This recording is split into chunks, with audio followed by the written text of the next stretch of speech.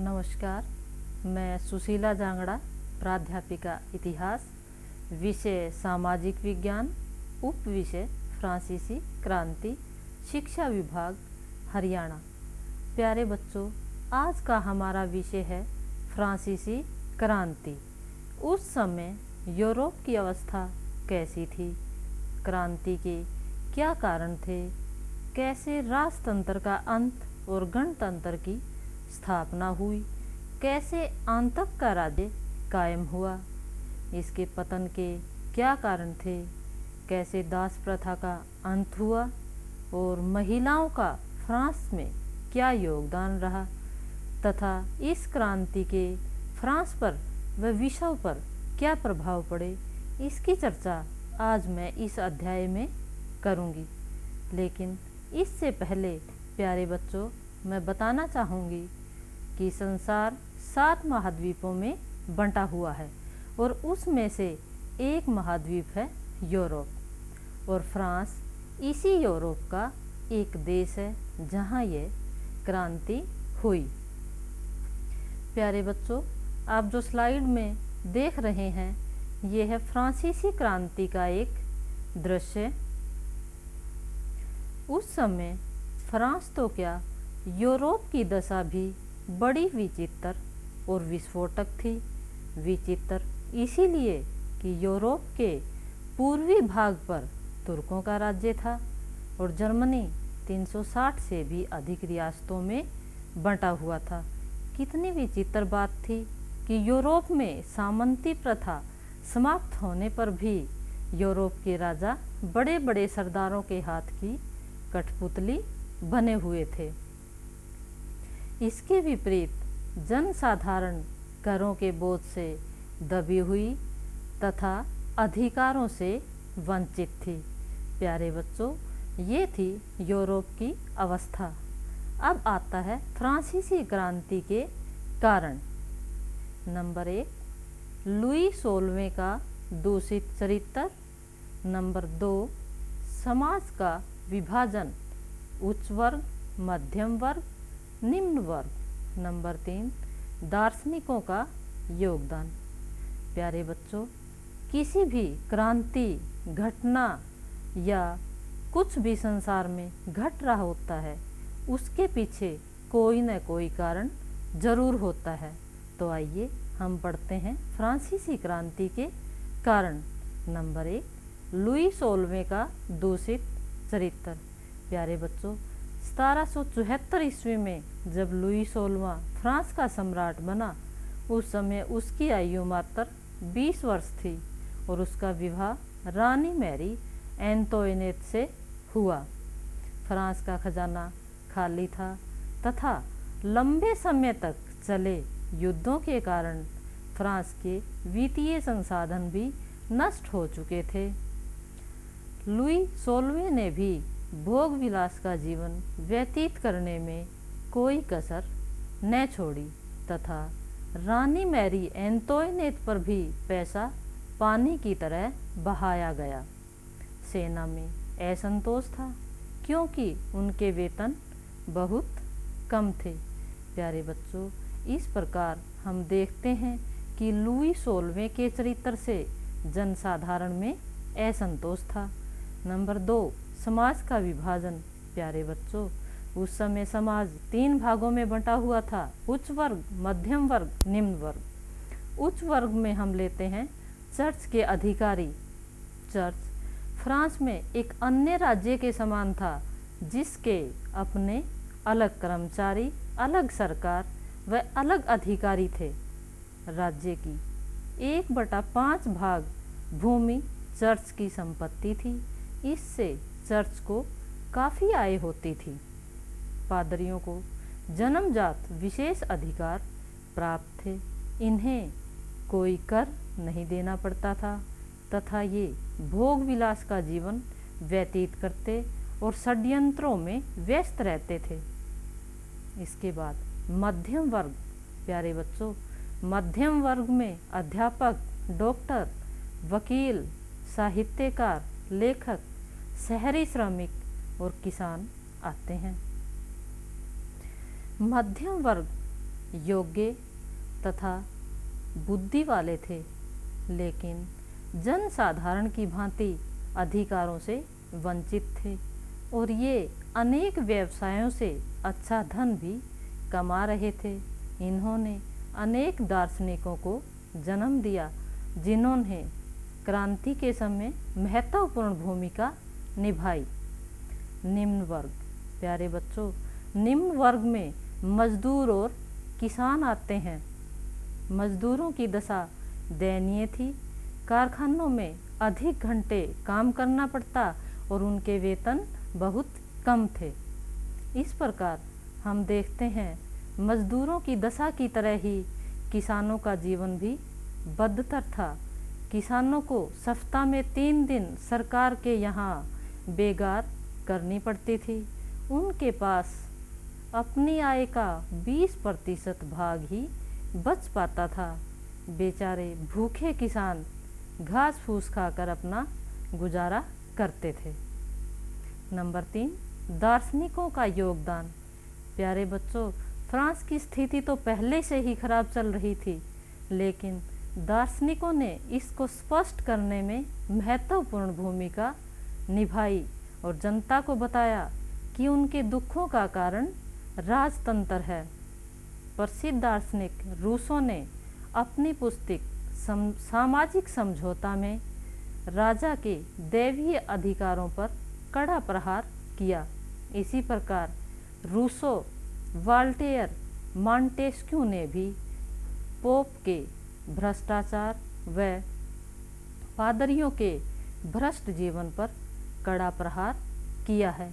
इस प्रकार हम देखते हैं कि क्रांति में दार्शनिकों ने सबसे महत्वपूर्ण योगदान दिया। नंबर 4, आर्थिक कारण। कर विभाजन दोषपूर्ण। फ्रांस ऋण के बोझ तले दबा हुआ था। व्यापार अवनति की ओर। तात्कालिक कारण। प्यारे बच्चों, फ्रांस की अर्थव्यवस्था राजाओं की अपव्ययता के कारण पहले से ही डगमगा चुकी थी। कर विभाजन दोषपूर्ण था। शक्ति संपन्न लोगों पर कोई कर नहीं लगा हुआ था और इसके विपरीत जनसाधारण करों के बोझ से दबा हुआ था तथा फ्रांस लंबे समय तक चले युद्धों के कारण ऋण के बोझ से दबा हुआ था और व्यापार अवनति की ओर बढ़ रहा था। नंबर 5, तात्कालिक कारण। प्यारे बच्चों, फ्रांस की क्रांति का तात्कालिक कारण स्टेटस जनरल का अधिवेशन था। इसमें राजा ने कुलीन वर्ग की एक सभा बुलाई और सभा ने सुझाव रखा कि धनी वर्ग पर कर लगाया जाए, लेकिन धनी वर्ग ने यह कहकर इनकार कर दिया कि उन पर कर लगाने का अधिकार सिर्फ स्टेटस जनरल को ही है। इस प्रकार राजा के सामने स्टेटस जनरल का अधिवेशन बुलाने के सिवाय कोई चारा न था। जनसाधारण ने मांग रखी कि तीनों सदनों की संयुक्त बैठक बुलाई जाए, लेकिन राजा ने इनकार कर दिया। इस प्रकार जनसाधारण के प्रतिनिधि टेनिस कोर्ट में इकट्ठे हुए और संविधान के निर्माण की घोषणा कर दी। राजा ने जनसाधारण के प्रतिनिधियों की मांग को स्वीकार कर लिया। प्यारे बच्चों, इस प्रकार हम देखते हैं कि प्रथम अधिवेशन में ही क्रांति का बिगुल बजा दिया। प्यारे बच्चों, ये जो आप स्लाइड देख रहे हैं, ये दिखाया गया है कि राजतंत्र का अंत और गणतंत्र की स्थापना। प्यारे बच्चों, अब फ्रांस में राजतंत्र का अंत और गणतंत्र की स्थापना होती है। संविधान निर्माण पुरुष एवं नागरिक अधिकार घोषणा पत्र के साथ शुरू हुआ। नंबर 1, आदमी स्वतंत्र पैदा होता है और उनके अधिकार समान है। समग्र संप्रभुता राज्य में निहित है। नंबर 3, हर एक राजनीतिक संगठन का लक्ष्य आदमी के नैसर्गिक एवं अहरणीय अधिकारों को संरक्षित रखना है। यह अधिकार है स्वतंत्रता, संपत्ति, सुरक्षा एवं शोषण के विरुद्ध अधिकार। नंबर 4, कानून उन्हीं कार्यों को रोकता है जिससे राज्य को हानि हो।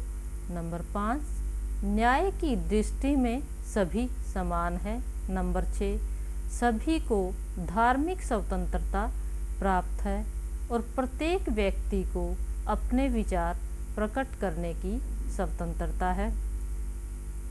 प्यारे बच्चों, अब गणतंत्र की स्थापना 21 सितंबर 1792 को संविधान पर हस्ताक्षर।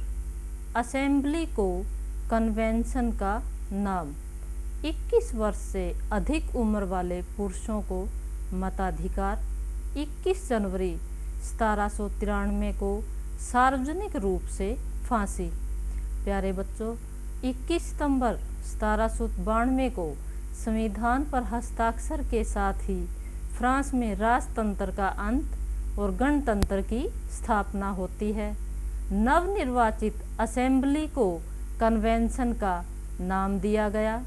21 वर्ष से अधिक उम्र वाले पुरुषों को मताधिकार दे दिया गया तथा लुई 16वें पर देशद्रोह का आरोप लगाया और 21 जनवरी 1793 को सार्वजनिक रूप से फांसी दे दी गई। प्यारे बच्चों, ये थी गणतंत्र की स्थापना। आतंक का राज्य 1793-94। नंबर 1, फ्रांस में अराजकता। नंबर 2, जिरोंदिस्ट दल का पतन। प्यारे बच्चों, 1793 से 94 तक के काल को हम आतंक के राज्य के नाम से जानते हैं। इसकी स्थापना की जरूरत क्यों पड़ी? नंबर 1, फ्रांस में अराजकता। राजा के समर्थन वाले लोग, कुलीन वर्ग एवं बड़े बड़े सरदार पुनः फ्रांस में राज सत्ता स्थापित करना चाहते थे तथा सामंत भी आंतरिक विद्रोह को बढ़ावा दे रहे थे। नंबर 2, जिरोंदिस्ट दल का पतन। प्यारे बच्चों, जिस समय फ्रांस में क्रांति हुई उस समय जिरोंदिस्ट दल का बहुमत था और ये नरम दल के थे तथा वैधानिक तरीकों द्वारा अपनी समस्याओं को सुलझाना चाहते थे, लेकिन फ्रांस को एक ऐसी सरकार की आवश्यकता थी जो कठोरता से अपने नियम लागू करवा सके। एक दिन एक सम्मेलन में जैकोबिनों ने जिरोंदिस्ट को गिरफ्तार करके अपने दल की सत्ता स्थापित कर दी। प्यारे बच्चों, इस तरह जिरोंदिस्ट दल का पतन और जैकोबिन दल का उदय होता है। नंबर 3, रॉबेस्पियर की नीति। रॉबेस्पियर ने सख्त एवं दृढ़ नीति अपनाई जिससे राजा के समर्थन वाले, पार्टी के विरोधी, गणतंत्र के विरोधियों को जेल में डाल दिया जाता, उन पर मुकदमा चलाया जाता तथा अपराध सिद्ध होने पर गिलोटिन की भेंट चढ़ा दिया जाता। प्यारे बच्चों, ये जो आप स्लाइड में देख रहे हैं ये है रॉबेस्पियर की नीति। इसमें 2 खंभों के सहारे बीच में एक आरे की मशीन लटक रही है जिसमें मनुष्य का सिर धड़ से अलग कर दिया जाता। आप स्लाइड में देख रहे हैं, हाथ बांधकर एक मनुष्य को लेटाया हुआ है और दूसरे मनुष्य के हाथ में इसका सिर है। प्यारे बच्चों, ये इतनी रक्तपात की नीति थी कि फ्रांस की जनता इससे कांप उठी। इसकी भेंट जिरोंदिस्ट दल के 22 नेता, रानी मैरी एंतोइनेट, लुई 16वें की बहन एलिजाबेथ, मैडम रोला, कांस्टाइन, प्रसिद्ध समाज सुधारक हेबर, एवरे तथा सबसे महान दांते इसकी भेंट चढ़ा दिए गए तथा अंत में रॉबेस्पियर का रक्त पीकर ही